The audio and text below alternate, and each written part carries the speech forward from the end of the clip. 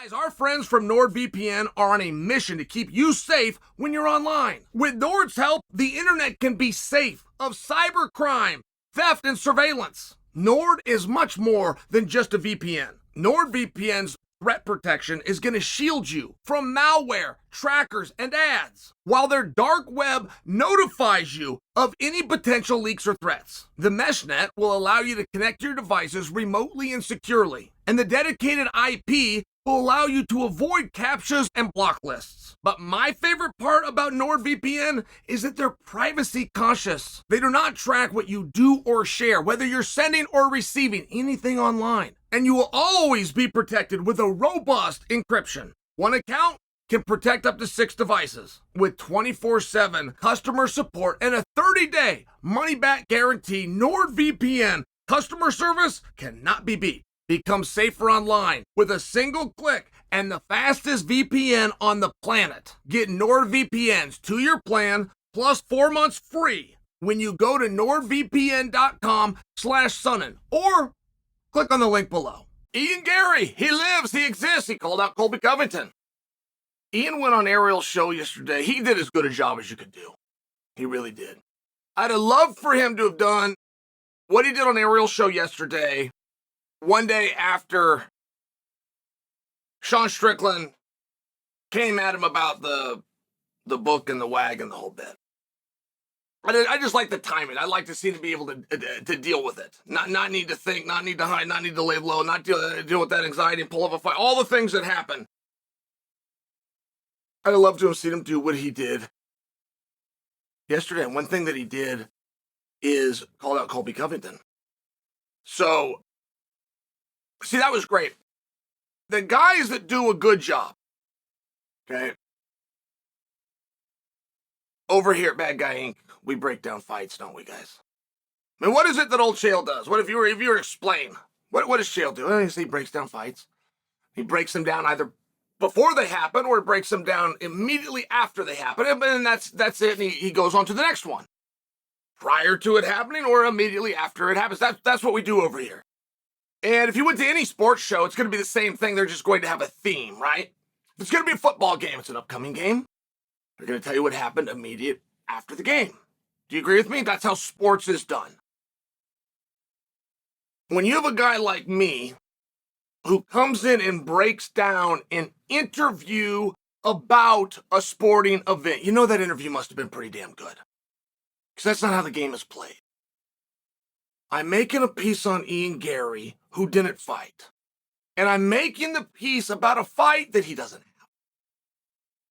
So for us to get there, we need to back up and examine how did he do it? And the greats have an ability to do certain things. I stand back, and before I credit somebody, I try to deduce on my own, did they have a strategy? Did they understand what they're doing? Is there a plan here, and did they pick the right one? Or was it unintentional? One of the greatest marketing things, and when I say one of them, I believe it's number one. I believe it's the number one. It was at the time that it happened. So I'm just going to call it one of them. One of the greatest marketing things ever, the most successful press conference the UFC ever had. It tripled their numbers. Is when Nick Diaz did not show up. The UFC could not get put on SportsCenter. In fact, they even had an open fight. Dana was fighting with ESPN publicly. What are you doing? Why aren't you covering us? You cover sports. We're a sport. What are you doing? They covered that. And they covered it because Dana was fighting with them, and they thought it embarrassed Dana. They thought he had failed. They thought he botched a press conference, and they put it out to embarrass him. That's the real truth. They've never told the story, by the way. That is why that got so much coverage. So to set the scene, you got a stage. Dan would always bring a card with him. And every now and then, you just bring the main and the co-main.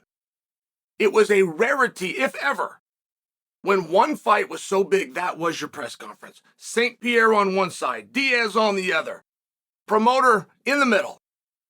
So imagine that shot, and you got George up there looking like $1 million. He's got a suit, he's got the gold belt. Dana's up there, he's flown in for it. You got the backdrop, you got everything going. You have an empty chair with a name tag in front of it that says Nick Diaz. Imagine that. It is a disaster. And Sports Center, to this day, has never told Dana that. To this day, has offered, like, yeah, man, that was a great event. We tried to help you. They put it out to embarrass him. It tripled.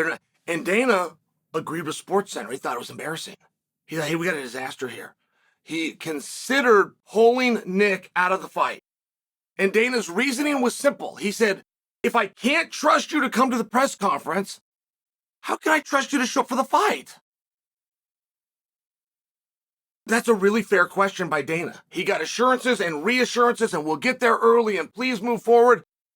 And they did. It did triple the numbers that were projected. So that was an unintentional. That's what I'm sharing with you. This was an unintentional, brilliant situation.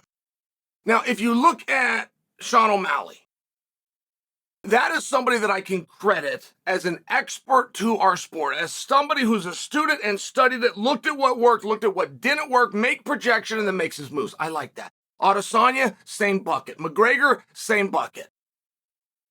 Unintentionally very good on a microphone, and people liked interviews and liked to tune in. Rampage Jackson, for example. So when I'm watching Garry, who is known for interviews, and I'm watching him do a brilliant thing, which is to call out Colby, I just personally am wondering, do we have a fellow student of the game? Do we have a new Sugar Sean? Do we have a new Izzy type guy? Or was this just unintentional? He just happens to be pissed off and he called out Colby. I mean, you must understand,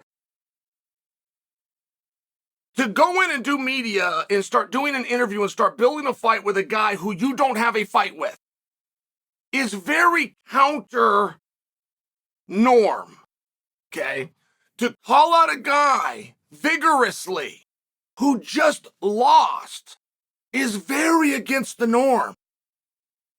To be undefeated and trying to move your record to 15-0 and being, for your age bracket, one of the hottest prospects out there and call out a veteran of the sport is very against the norm. But I loved it. Why do I love it? Because the guy at the quick mark understands it.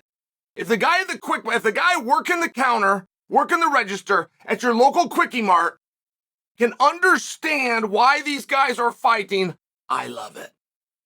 And fighters don't understand that concept. I have had oh God, it's painful. They'll tell you what makes sense. Well, that doesn't make sense. I won my last 3, and he's 1-2 in his last ones, and the rankings have us separate. It just doesn't make any sense.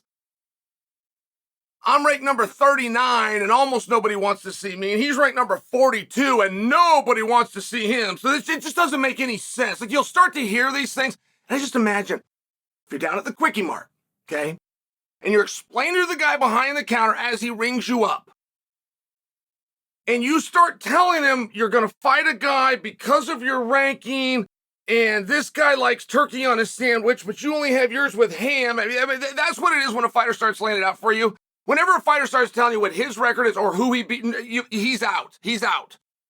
He didn't know what he's talking about. When he starts telling you about rankings, whenever he says this is what makes sense, he's out. If you go down to the quickie mart and you can tell the guy, I want to fight Covington because he insulted my wife, that guy understands it. You now have a fight. You now have a reason to call a guy out. You now have something that you can monetize. And that is the test that you need to be asking yourself constantly. If I want a fight and I laid my case out to the guy behind the counter while I'm buying the lotto ticket, which means you've only got a little bit of time, right? It's very relevant. It's an in and out situation. Hey, how you doing? How's your day? You got to hit him. You got to get out. You got to pique his interest or not. He's going to understand this guy pissed my wife off. He's never in a million years going to say, well, how did he do in his last fight? Was he ranked? How old is he? How many fights have you had? What are you ranked? Never. Do you have any common opponents? How did it go? Did you finish him? Did he go a distance? What did the judges say? Never. Never would a fan ever give a damn.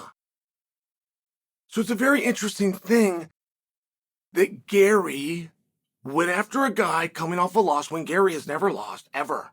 I think he's 14-0. Beautiful record. Very interesting that he would go after a guy with such a difficult stuff. Nobody calls out Colby Covington. Guys call Colby out and say he's a jerk. They don't call him out and say, I want to fight him, ever.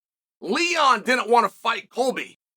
Nobody wants to fight Colby. All of a sudden, we got a guy that wants to fight Colby, who could explain his story to the guy at the register at the Quick Mart.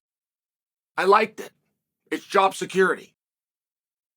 This job is no different than the one that you have. The most important thing, it's not being here early or staying late. It's not impressing the boss. It's not any of those things. It's not making sure your profits exceed your expenditures. The absolute most important thing you're going to do today is make sure you can come back tomorrow. It sounds to me as though Ian Garry got Jeff Neal coming up, and he's got another job to come to the day after that. It's very rare. Ghost guys don't do this. It's Adesanya 101. Is it unintentional or was it strategy? I'm curious myself. But if you're wondering what you missed on Ariel's show with Ian, I just told you.